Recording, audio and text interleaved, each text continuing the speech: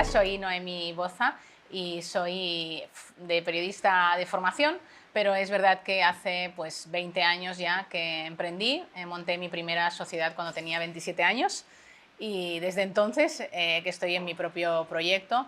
Y la verdad es que inicialmente trabajé en medios de comunicación, trabajé en radio, trabajé en televisión, trabajé en revistas especializadas y decidí emprender. Y la verdad es que pues, ha sido un camino interesante que espero que podamos compartir durante este ratito de entrevista. La empresa en la que actualmente estoy en dos sociedades, soy socia de dos compañías. Una es Mascuota, que se dedica a la generación de contenidos, creamos comunidades digitales en el B2B, la mayoría de ellas, y organizamos eventos profesionales, muchos para directivos, pero lo que hacemos al final es conectar compañías con audiencias, es decir, que buscamos marcas y anunciantes que quieran conectar con nuestras audiencias. En la otra compañía, de la que soy socia también, que es más reciente, hace 2 años que emprendí en este proyecto, se dedica a la diversidad, se llama Más Diversity y lo que hacemos es acompañar a organizaciones que quieren trabajar en diversidad, no solo de género, diversidad empresarial en general, las diferentes tipologías de diversidad, y ahí pues tenemos un catálogo de servicios y ese es mi proyecto más, podemos decir, proyecto legado y el proyecto de Mascuotas en el que me he desarrollado profesionalmente. Pues si reflexiono bien sobre qué es lo que me motivó a emprender, curiosamente podríamos decir que era muy joven y podríamos decir que hay dos características que me llevaron, ¿no? Esto tiene mucho que ver, creo, con la personalidad de cada uno. En mi caso, yo era impaciente, sigo siendo impaciente, y de hecho he querido la mayoría de las cosas en la vida, las cosas que todos nos acordamos, las he hecho muy pronto, ¿no? Empecé de adolescente a salir muy pronto, fui madre para mi generación también pronto, y lo de la paciencia en el ámbito laboral, cuando ya había acabado la carrera, cuando ya había tenido mis primeras experiencias laborales, pues tenía esa impaciencia, ¿no?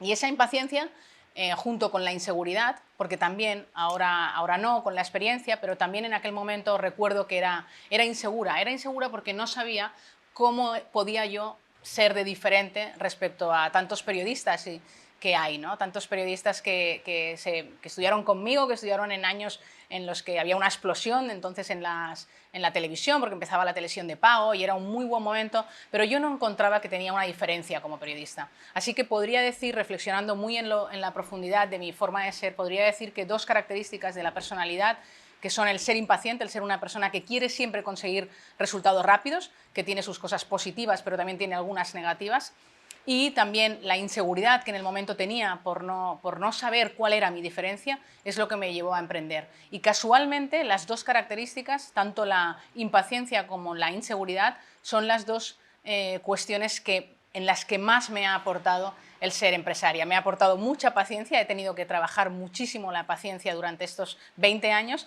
y me ha aportado mucha seguridad porque, pues, por suerte y también por el esfuerzo que ha representado estos años, pues tengo un equipo y una empresa que funciona y eso me ha dado una seguridad, ¿no? Así que podría decir que las dos cosas que me motivaron son las dos cosas en las que he mejorado. Yo creo que para poner en marcha cualquier proyecto empresarial, una de las cosas más importantes es saber con quién te asocias, esto lo sabemos todos, pero luego en el día a día, a veces y en la vida nos ilusionamos y no sabemos cómo esa parte racional y la parte más intuitiva, ¿no? No sabemos si estamos decidiendo bien, ¿no? Entonces yo creo que el saber con qué socios inicias un proyecto es súper importante. Yo inicialmente empecé a emprender con 3 socios, eran los 3 hombres. Yo era la única que estaba en el día a día en la gestión, ellos estaban fuera, no eran socios pero no trabajaban en el proyecto, y ese es un punto que creo y es una etapa muy importante, ¿no? La decisión inicial, ¿no? En los primeros años fueron fantásticos, después es verdad que yo viví la crisis del sector publicitario, el decrecimiento de la publicidad, en aquel momento nuestro negocio vivía muchísimo de la publicidad. Y es verdad que hice una fusión con una compañía en Madrid, eso me hizo tener otra etapa empresarial en la que también tenía un socio hombre y al final he tenido otra etapa en la que emprendo, sale el socio, esa etapa es muy importante, ¿no? Porque creo que todos en algún momento tenemos diferentes objetivos cuando somos socios, ¿no? Y tenemos socios o socias. Hay momentos en los que estás en un punto diferente, tienes prioridades diferentes y también el momento vital incluso puede ser diferente. Y yo creo que las etapas empresarialmente, en mi caso, están muy vinculadas con los socios que he tenido en cada momento. Tuve la desgracia de que uno de mis socios falleció, por lo tanto también he tenido la experiencia de negociar, si se puede decir de alguna manera, no fue una negociación porque es la persona más generosa con la que he tratado, que fue su viuda, que me cedió todas sus acciones, de manera que he vivido la muerte de un socio, he vivido la fusión de una empresa y he vivido la salida de un socio, que creo que es el último momento y la última etapa ha sido por la salida de mi socio. Y ese es un poco lo que yo creo de las etapas, ¿no? Que te marcan mucho las personas con las que vas acompañada. Yo siempre he necesitado una compañía, la necesito, la deseo y nunca he emprendido en solitario. Es muy interesante también cuando hablamos de renuncias ver las cuestiones positivas que lo que para uno puede interpretar como una renuncia puedes después encontrarte en la vida, ¿no? Lo que para algunas personas desde fuera pueden pensar que mi vida no era la normal de a lo mejor otra mamá, en realidad tiene también algunas consecuencias positivas, ¿no? Por ejemplo, mi hija mayor es muy independiente porque realmente ha vivido esa autonomía que desde muy pequeñita tenía, porque tampoco tenía la figura de una madre continuamente en casa. Claro que tenía la figura de una madre, pero no estaba cada día, ¿no? Y no estaba posiblemente en las horas que eran claves, ¿no? Pero sí que es cierto que eso le ha dado una autonomía admirable, como, por ejemplo con 16 años pues se fue a hacer un voluntariado a Camboya, se fue a Hong Kong con un permiso de su padre y mío porque era menor y iba a viajar sola muchas horas hasta Hong Kong y después hacer un traslado a Phnom Penh para ir a Camboya a hacer este voluntariado. Posiblemente si yo hubiera sido otro tipo de madre, quizá no se hubiera atrevido, ¿no? Es decir, que yo de alguna manera en eso me siento responsable, pero también orgullosa de haberle dotado de una cierta autonomía, ¿no? Que es también la autonomía de cuando ves que tienes una madre en casa que está en un negocio que la obliga a estar mucho tiempo y que a lo mejor pues no puede estar por ti. También la he enseñado a ser, creo que, muy generosa. Ella es muy flexible, por ejemplo, entiende muy bien las cuestiones que tienen que ver con esto sí, esto no. ¿Por qué? Porque sabe que su madre pues estaba mucho tiempo en el trabajo y eso le ha dado, creo que también, generosidad, ¿no? Y empatía hacia los demás. O sea que siempre hay que intentar, soy de la opinión que hay que intentar ver las partes positivas cuando las tiene y en mi caso pues las ha tenido. Claro, nosotros estamos en el entorno de la comunicación, entonces estando en el entorno de la comunicación es fácil conocer los canales y entender un poco qué puedes hacer para darte a conocer. Pero creo que para que un negocio crezca es evidente que necesitas clientes, ¿no?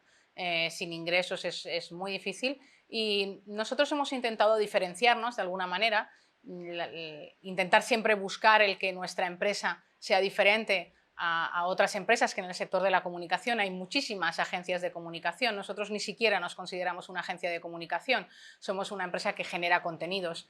De manera que hemos intentado siempre buscar esa diferencia.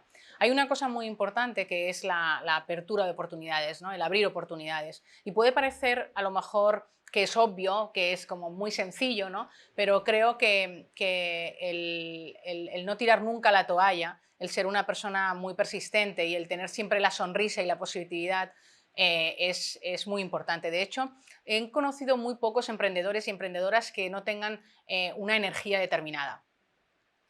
Hay una cuestión en el emprender que tiene mucho que ver con la energía de las personas. Por lo menos no he hecho ningún estudio en emprendimiento, pero sí que lo he visto a lo largo de estos 20 años emprendiendo, con las personas que he coincidido, que lideran un proyecto, que han emprendido, da igual con 50 que con 20 o con 30, siempre tienen una energía especial, ¿no? Esa valentía, ¿no? Esos atributos que se asocian a lo masculino, que no tienen por qué ser ni de hombres ni de mujeres, pero son atributos muy masculinos y que antropológicamente efectivamente están en lo masculino, que son la fuerza, la valentía, la energía. Todo eso lo asociamos a la masculinidad, ¿no? Mientras que la empatía, la solidaridad, el cuidado a los demás, todo eso lo hemos asociado siempre a la figura femenina. En mi caso, creo que como en el de la mayoría de personas que emprenden, hay una parte de esos atributos masculinos que los debes de tener, ¿no? Porque si no es muy difícil. Es muy difícil no querer tirar la toalla en algún momento cuando emprendes, porque las cosas no son fáciles cuando emprendes. Necesitas ver a muchos clientes, necesitas aceptar muy bien el no, y no hay nada que no se haya dicho ya, y puede parecer obvio, pero de verdad que creo que el ser positivo, el tener siempre una sonrisa y el intentar que un cliente no te compra hoy, pero te puede comprar mañana, o que se puede acordar de ti al año que viene, o quizá en 2 años, o quizá en 3, porque esta carrera de emprender es una carrera de a largo plazo, ¿no? No puedes esperar el corto, y el problema es que las empresas en las pequeñas y medianas empresas necesitan mucho el corto, no tenemos tiempo para hacer grandes planes estratégicos muchas veces, estamos en el corto, ¿no? Y el corto plazo te obliga a la facturación, y eso hace que muchas veces los clientes perciban que tienes una necesidad que está por encima de cubrirle una necesidad. Es muy importante cubrirle la necesidad al cliente y entenderle bien, ¿no? Y eso lo he intentado hacer cuando necesitaba facturación urgente y cuando no la necesitaba tan urgente. Siempre lo intento hacer. Creo que esa es una de las claves por las que nuestra empresa ha podido tener grandes compañías. Nosotros trabajamos con grandes clientes, con empresas que todos reconoceríais, con grandes compañías, y sin embargo somos un equipo muy pequeño. Pues he tenido varios retos a lo largo de 20 años. Te puedes imaginar que un montón de retos. Hay algunos que son retos de gestión de personas, ¿no? Pero esos creo que son, fíjate, no son, son retos, son retazos, pero son como menores, ¿no? Porque están en el día a día y los tienes que estar tomando decisiones, y son como retos menores.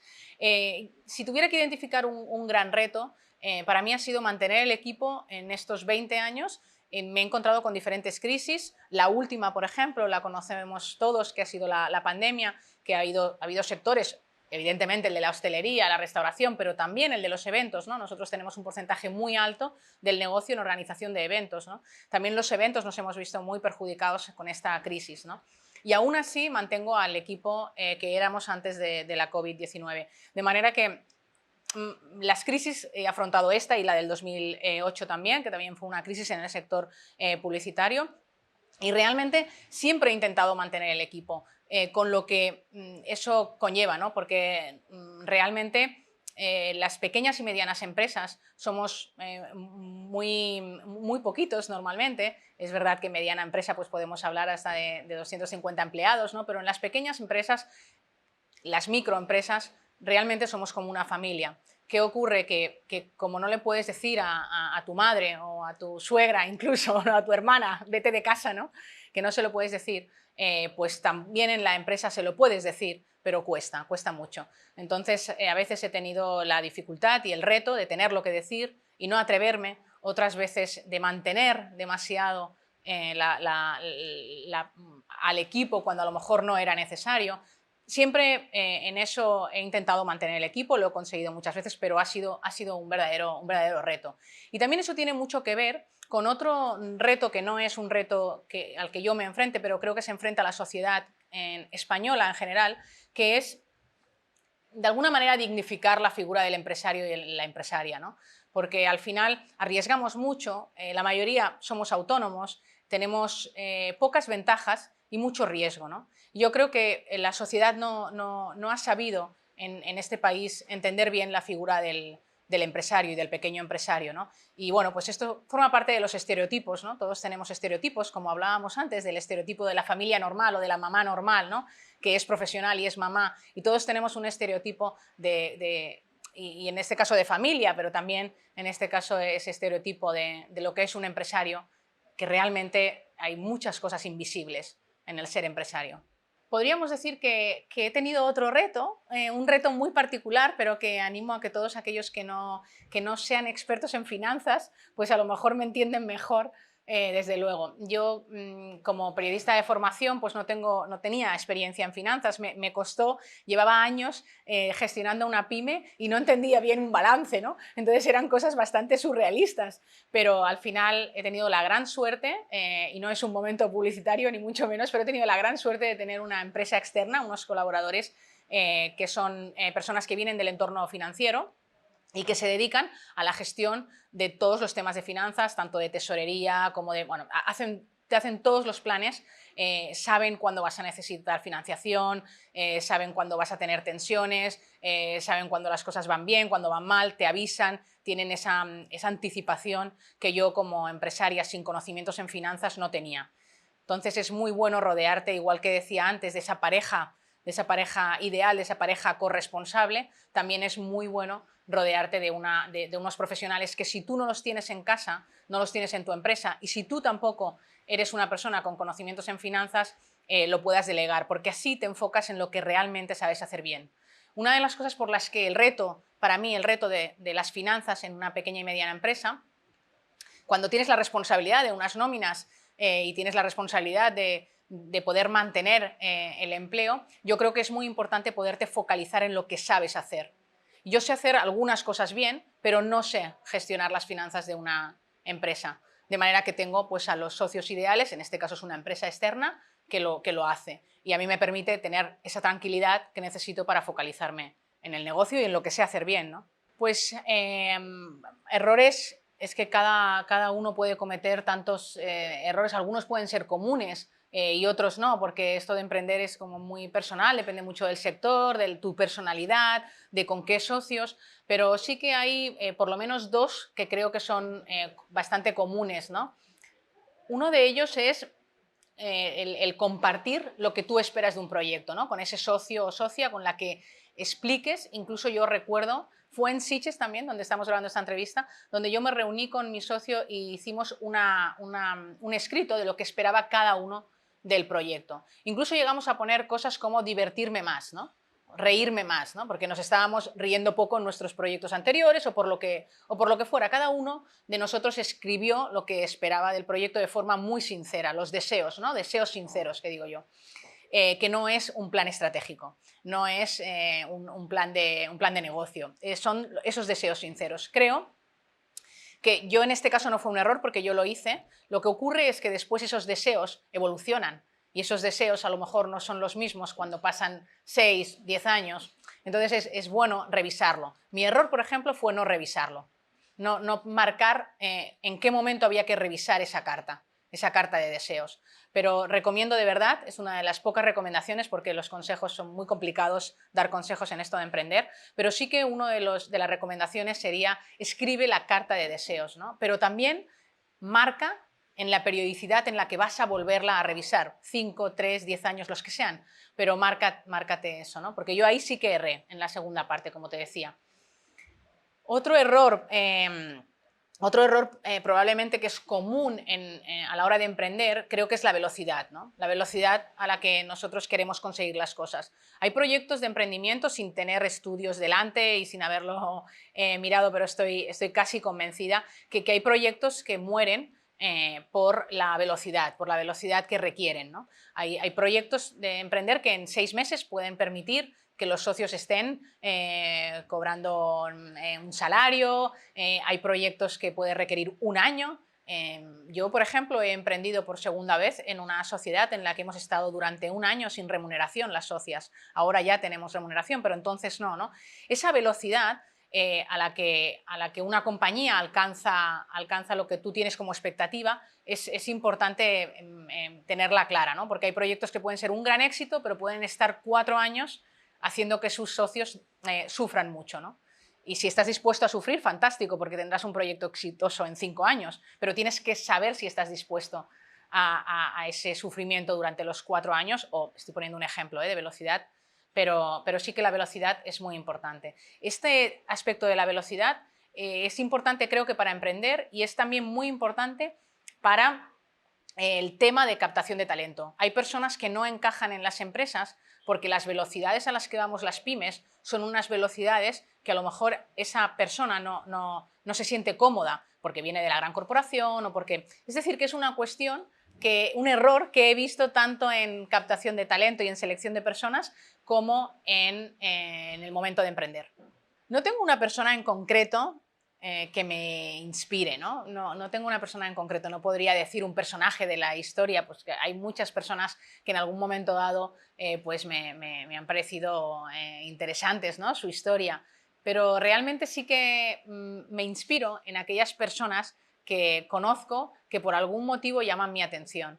Tengo la suerte de, por la trayectoria que lleva Mascuota, mi empresa, y por el ámbito en el que estamos, en el ámbito directivo, el ámbito en el que hay muchas personas con una capacidad intelectual interesante, con unas inquietudes intelectuales, también con una gran experiencia, con unas trayectorias profesionales muy completas y muy inspiradoras. Y entonces intento al final inspirarme en esas personas que voy conociendo en el día a día. Y la verdad es que estoy realmente alucinada de las vidas tan interesantes que hay por ahí en el ámbito de la empresa. Pues tenemos la oportunidad de conocer a personas muy interesantes. Y ahí es donde cojo inspiración, ¿no? Intento rápidamente detectar en qué puede aportarme a alguien, ¿no? En qué puedo aprender de esa persona.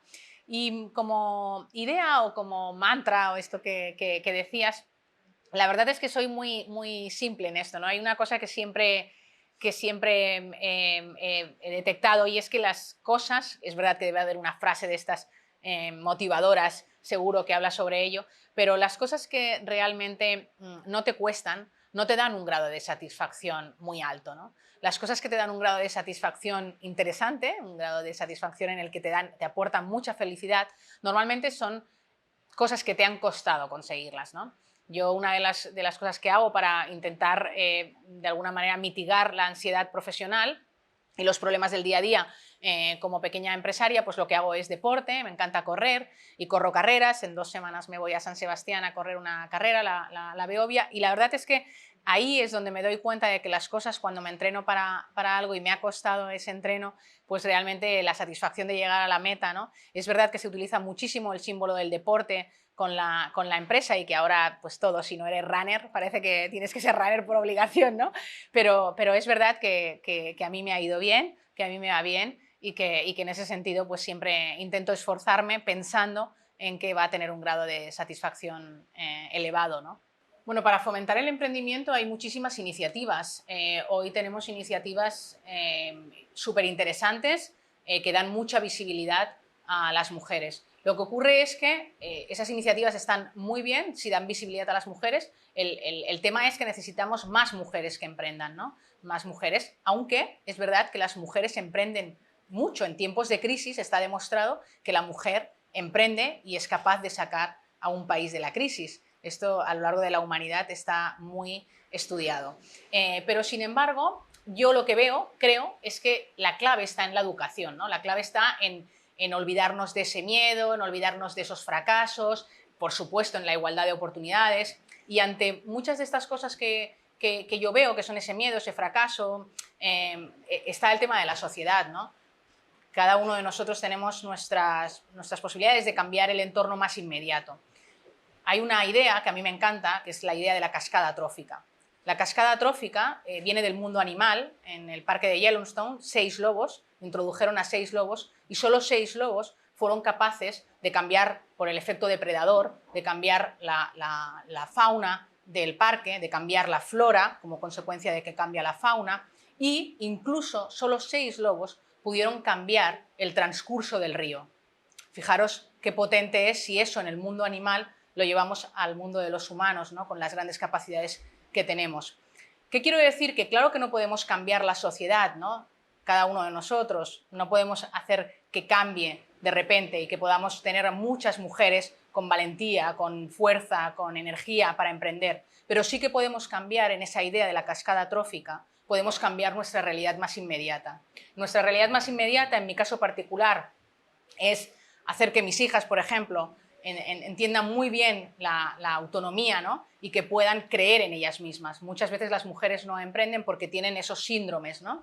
el síndrome de la impostora, el síndrome de la reina de la abeja, hay un montón de síndromes que tenemos las mujeres, ¿no? Hay que romper con eso y hay que fomentar el emprendimiento desde la realidad de cada uno de nosotros, ¿no? Haciendo que las mujeres de tu alrededor en las que ves una chispa, yo a veces cuando veo a alguien que tiene chispa, digo, es que podría emprender y le saldría cualquier proyecto, ¿no?